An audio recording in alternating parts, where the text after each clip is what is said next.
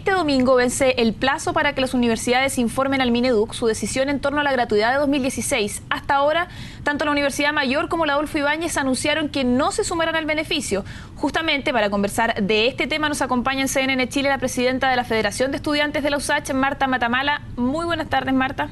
Muy buenas tardes, gracias por la invitación. Primero que todo, Marta, preguntarte, bueno, este ha sido un tema bien complicado, la tramitación fue compleja, fueron al Tribunal Constitucional, la glosa no se aceptó, hubo ley corta, hubo protestas entre medio. ¿Cuál es la mirada que tienes tú ahora respecto de cómo se llevó a cabo este proceso y finalmente si hay convicción de que la ley corta vaya a funcionar o no? Mira, lamentablemente, y tal como lo decía un poco en broma, pero ya a veces las bromas superan un poco la realidad, esto parece una especie de teleserie que uno sigue regularmente los capítulos para saber cómo avanza. Y este criterio, estas formas en las cuales se establecieron la gratuidad, lamentablemente tiene hasta el día de mañana en vilo a los estudiantes. Mañana empiezan las postulaciones de las universidades estatales, tanto, bueno, las privadas abren otros sistemas, pero las estatales por lo menos comienzan ya completamente mañana y las tradicionales igual. Y mañana recién también se sabe cuáles son las universidades que terminan de adscribir. O sea, los estudiantes casi en tiempo real, como si esto fuera un reality, van a tener que saber esta entró y esta no, y por lo tanto ajusto mi expectativa en torno a mi educación pensando en que mañana las universidades me avisan si terminan o no terminan de sumarse a la gratuidad. Y lamentablemente en este escenario nosotros lo único que nos queda claro es que son los estudiantes los perjudicados nuevamente. Aquí las casas de estudio están privilegiando si les alcanza o no el presupuesto en torno a si un estudiante se ve o no se ve beneficiado. Lamentablemente las universidades también que se han restado de esta política pública tenemos claridad que es porque dentro de sus planteles estudiantiles están las personas que son parte de los quintiles más altos de este país. Con los aranceles más caros también. Por supuesto, los aranceles más caros del país, por lo tanto tampoco es que los beneficie necesariamente una política pública de la envergadura en la cual estamos hoy día, pero eso no quiere decir que durante el 2016, cuando se discuta la reforma, estos planteles se vayan a restar. Y la preocupación que tenemos nosotros al fin y al cabo, uno, es que este molde de improvisación tras improvisación que se ha establecido en los últimos tiempos sea lo mismo que ocurra durante la reforma y en último término, que esta gratuidad, que a nosotros tampoco nos termina de acomodar, sea el primer paso con el cual al fin y al cabo se establezca la reforma a la educación superior, que sería el peor escenario posible, no terminar pidiéndole nada a las universidades privadas para poder sumarse. Pero para ustedes esta ley corta es mejor que la glosa presupuestaria que se hizo en un inicio, ¿salió mejorada, salió empeorada, como dicen algunos rectores, o salió con deficiencias que hacen que finalmente las universidades como la Universidad Autónoma tengan que sumarse, aunque asumiendo un costo de más de 7.000 millones de pesos? Mira, yo creo que hoy día ni el proyecto original de la glosa ni lo que sale con la ley corta es bueno.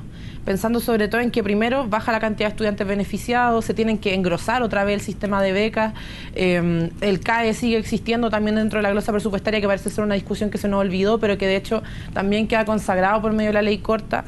El aporte fiscal indirecto, si bien baja y se les dan aportes fiscales a las universidades del Estado, también tenemos claridad que hoy día no existe un trato preferente ni una diferenciación en torno a, por ejemplo, fortalecer lo público. Por lo tanto, aquí lo único que podemos rescatar como algo positivo es que el próximo año menos familias se van a endeudar, y eso nosotros tenemos totalmente la claridad para poder decirlo. Ahora, ¿cuál es el costo de que estas familias no se endeuden?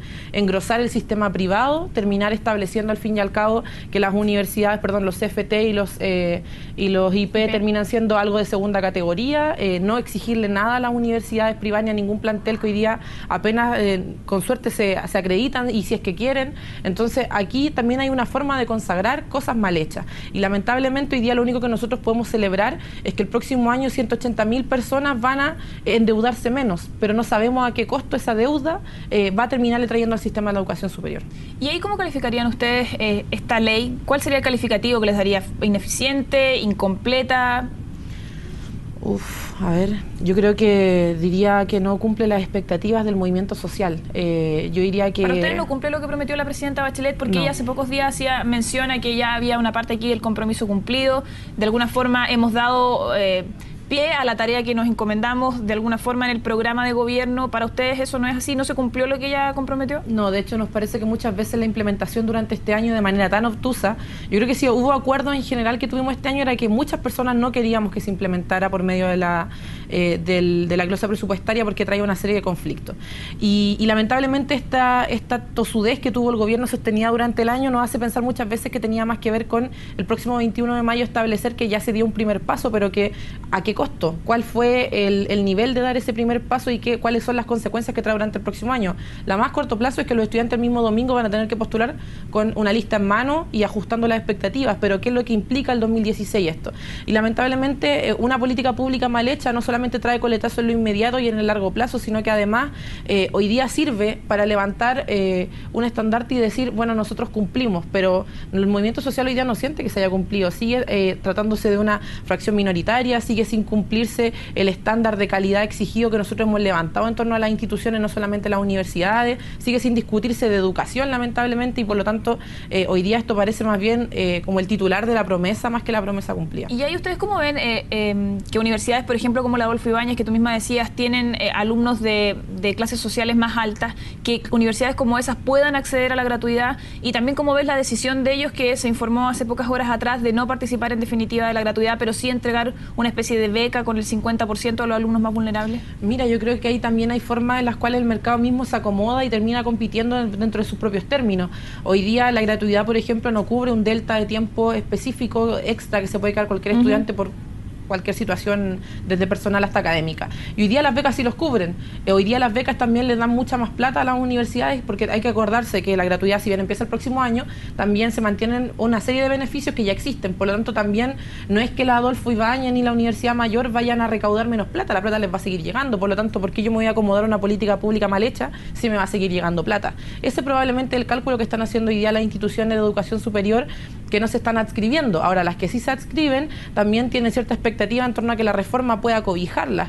Hoy día la Universidad Católica, por ejemplo, se ha sumado, pero no está de acuerdo con el régimen de la triestamentalidad y probablemente su discurso durante el próximo año justamente va a intentar decir, bueno, nosotros nos sumamos a esta política pública, pero no nos gusta este término, pero ya nos sumamos. Entonces, ¿cómo tú negocias con una universidad que su presupuesto ya dependió un año completo de una glosa presupuestaria? Y lamentablemente, estos son los costos que nos va a traer durante el 2016. Y justamente respecto de eso, con relación a la triestamentalidad, ¿cómo ven ahí a las universidades? Porque, como tú bien decías, se acaba el espacio de negociación si yo ya tengo a las universidades metidas en la gratuidad y tengo que ahora recién poner como las características que van a hacer para poder acceder a esa gratuidad.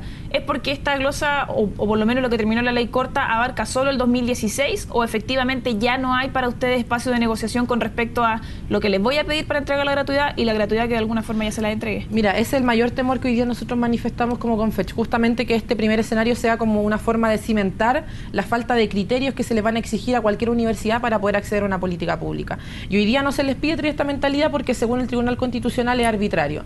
Y lamentablemente lo que aquí se debería haber hecho entonces era simplemente haber tenido un trato en torno a las universidades a las cuales sí se les pueden exigir cosas, que son las universidades del Estado. El resto de las universidades van a empezar a argumentar absolutamente que no tienen por qué cumplir una serie de criterios si al final ya ingresaron. ¿Por qué me van a cambiar las reglas del juego el próximo año si ya se implementó de una manera? Y por eso mismo nosotros siempre fuimos partidarios de que no se implementara vía glosa presupuestaria, porque al final termina siendo un poco lo que podría ser la reforma del próximo año. Nosotros esperamos sin duda, por más expectativas que tengamos, de que esto esté contenido. Tiene que estar contenido hoy día el tratamiento, por ejemplo, a los trabajadores dentro de lo que tiene que ser la reforma. Hoy día es inadmisible que plata de todos los chilenos vaya a universidades que, por ejemplo, ni siquiera, ya que estamos en la fiesta propicia, ni siquiera le dan aguinaldo a sus trabajadores, no les dan ni un día libre, no tienen absolutamente ningún criterio, terminan incluso pagando ellos mismos, por ejemplo, los trabajadores del aseo, ellos mismos por los implementos que ocupan. A ese tipo de universidades hoy día los chilenos les están dando plata. ¿Puntualmente de qué universidades está hablando? Las universidades privadas, pero también muchas universidades del Estado que tienen sistemas de subcontratación existentes. ¿Como cuáles? Por ejemplo, hoy día la USACH tiene sistema de subcontratación, la Universidad y el Instituto Profesional Técnico Los Leones tiene sistema de subcontratación, el pedagógico está avanzando en torno a eso, la Universidad de Chile también lo tiene. Entonces, aquí no es un problema que sea solamente estatales, o un problema de privada, es un problema transversal de que las universidades para funcionar abaratan costos y ese costo hoy día se lo llevan los estudiantes y los trabajadores. Por lo tanto, ¿cuál al final y al cabo va a ser una política pública que se despliegue durante el 2016 en adelante, que nos permita decir que la plata de todos los chilenos va a instituciones, por ejemplo, que no precarizan ni a los estudiantes, ni a los trabajadores, ni a los profesores de esas instituciones, sino que traen beneficios para el país y a todos quienes los componemos? Marta, hoy día se dio a conocer el informe del Banco Central del Banco Mundial, bien digo, con respecto a que la glosa de educación ya había tenido críticas en el periodo anterior, que ya allí en ese informe se decía hace varios meses atrás que iba a provocar inequidad, que los criterios no eran los correctos, que iba a tener problemas. ¿El gobierno hizo oídos sordos a estas críticas, a las voces de los estudiantes? ¿Cómo lo ven ustedes y cómo se ve ahora en perspectiva que si existía un informe como este del Banco Mundial, ¿por qué ahora se insistió de todas formas con esa glosa? Mira, yo creo que aquí hay que tener claridad primero con que la idea del gobierno era cumplir una promesa de la forma que fuera. Y eso ya se dio uno cuenta al final del año cuando terminaban todos los días negociaciones tras negociaciones, donde estaban dispuestos hasta empeñar a la mamá con tal de poder sacar la glosa presupuestaria.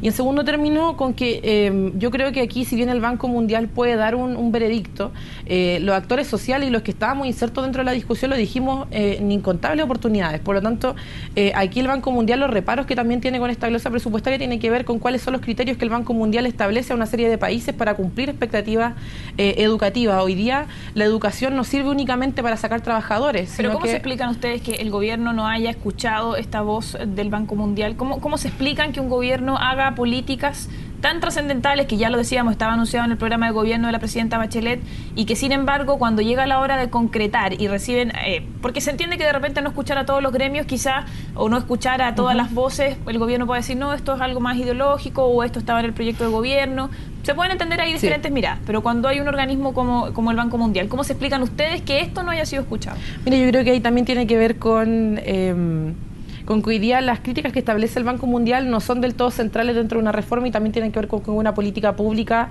de una glosa, de un año, ¿ya? O sea, no quiere decir que tal como lo manifestaba antes, esa glosa puede ser ocupada como modelo, pero las críticas del Banco Mundial tampoco es que ataquen netamente el sistema educativo que nosotros tenemos, sino que ataca una política establecida en un margen de tiempo.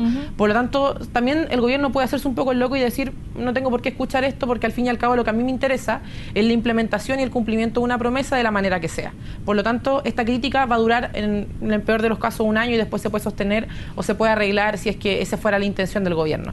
Ahora, las críticas que establece el Banco Mundial en ningún caso, por ejemplo, atacan el modelo educativo que nosotros tenemos, que es el fortalecimiento del sector extractivo productivo, no ataca tampoco el problema en torno a la participación, no ataca una serie de problemáticas que existen hoy día en torno a la precarización de los estudiantes, sino que establece justamente una crítica muy parecida, de hecho, a la del Tribunal Constitucional, es discriminatoria. Sí. Ahora, ¿es discriminatoria con quién? ¿Con la libertad de empresa o es discriminatoria con los estudiantes? Si la idea es que fuera con los estudiantes, ahí uno entraría entonces a pensar, bueno, ¿por qué hoy día no se escuchó justamente algo que establecía desde afuera, que el problema hoy día eran los principales afectados con el mundo educativo? Si el problema es con la libertad de empresa y la libertad de emprendimiento que existe hoy día dentro del mercado educativo, bueno, entonces no sé por qué tampoco estamos escuchando al Banco Mundial si aquí estamos hablando de un derecho, no de la libre empresa. Lo último, Marta, muy breve, ¿ya están cortadas las relaciones con el gobierno? Porque ustedes participaron en algún momento de las mesas para poder crear el proyecto. ¿Están cortadas las relaciones o siguen trabajando? Mira, más que cortadas, yo diría que no nos hemos comunicado. En verdad, no. Hoy día con el gobierno, después de que terminaron las mesas de trabajo, nunca volvimos a establecer un calendario. No, se han intentado comunicar en las últimas semanas a propósito de mostrarnos la reforma, que fue un acuerdo que nosotros teníamos previo a su ingreso, pero eso no se ha visto concretado de ninguna manera. Por lo tanto, hoy día yo diría que las relaciones están como lo que siempre tienen que estar entre un gobierno y un movimiento social, ellos mostrándonos qué es lo que quieren avanzar y por lo tanto también viendo si es que hoy día existen puntos de acuerdo, pero en general hoy día como movimiento estudiantil nos sentimos la prioridad de conversar con un gobierno que ya en una ley que incluso está hoy día siendo parte del debate, no nos veamos tan beneficiados. Ya, pues muchas gracias entonces. Ahí escuchábamos a Marta Matamala, muchas gracias por venir. No, muchas gracias a ustedes por la invitación.